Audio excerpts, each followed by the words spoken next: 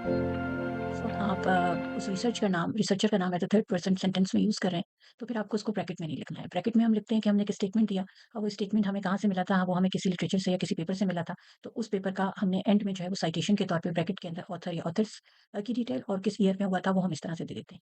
But यहाँ पे जो हम अगर आप ये देखें कि हुसैनी एट अल 2020 अब ट्रेन्ड अ रैंडम फॉरेस्ट, ये सेंटेंस कंप्लीट नहीं हो रहा है क्योंकि ब्रैकेट में जो भी चीज़ होती है, आप उसको इस तरह से कंसीडर करें कि अगर हम ब्रैकेट को वहाँ से निकाल भी दें, तो भी आपका सेंटेंस जो है वो कंप्लीट होना चाहिए। अब अगर मैं इस ब्रैकेट को निकाल देती हूँ तो सेंटेंस आपका शुरू होता है ट्रेन्ड अ रैंडम फॉरेस्ट से। सो इट मीन्स कि ये आपका जो सेंटेंस है ये कंप्लीट नहीं है। तो इसको फिर हम क्या करते हैं कि असल में ये जो हुसैनी एट अल है उनका ये उनसे हम इसको रिलेट कर रहे हैं कि उन्होंने ट्रेन किया है एक मॉडल को।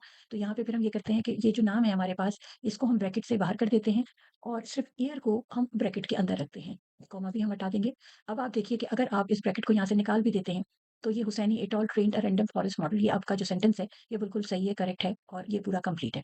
ठीक है, बिल्कुल इसी तरह यहाँ आगे अगर हम आते हैं तो यहाँ इन अनदर केस ये जो एक रिसर्चर का नाम है एट अल के साथ सेम्पुर्नो एट अल, तो ये अगर आप ये देखें तो अगेन अगर मैं इस पूरे को मैं यहाँ से निकाल दूँ ब्रैकेट को, तो ये सेंटेंस कैसे बनेगा, in another case applied and integrated hydrodynamic machine learning model approach. तो ये भी आपका पूरा सेंटेंस जो है यहाँ पे कंप्लीट नहीं हो रहा। तो अगेन हम ये करेंगे, तो यहाँ जब भी इस तरह से आप लिख रहे हो किसी भी सेंटेंस में एज़ अ थर्ड पर्सन, आप मेंशन कर रहे हो रिसर्चर को, तो याद रखिए कि आप उसका नाम लिखिए और जो ईयर है उसको हम ब्रैकेट में लिखेंगे। ये इस तरह से इसकी फिर हम साइटेशन को लिखते हैं जब भी हम इस वे में अपने सेंटेंस को लिख रहे होते हैं। अदरवाइज़ आप सिर्फ़ इसको अगर आप लिखना चाहें कि in another case an integrated hydrodynamic machine learning approach was employed या इट वाज़ एप्लाइड, तो फिर आप लास्ट में जो है वो साइटेशन जैसे कि आपने पहले दी हुई थी कि ब्रैकेट के अंदर ऑथर का नाम एट अल करके, अगर उसके साथ मल्टीपल ऑथर्स हैं और फिर ब्रैकेट के अंदर 2022 या जो भी ईयर है वो हम उसी ब्रैकेट के अंदर कॉमे के साथ फिर हम लिख देते हैं। ठीक है, तो आई थिंक ये एक बहुत बड़ी कॉमन मिस्टेक है जो मैंने काफ़ी स्टूडेंट्स के राइटअप में देखी है, जो मेरा ख़्याल है कि शायद उन्हें आइडिया नहीं है।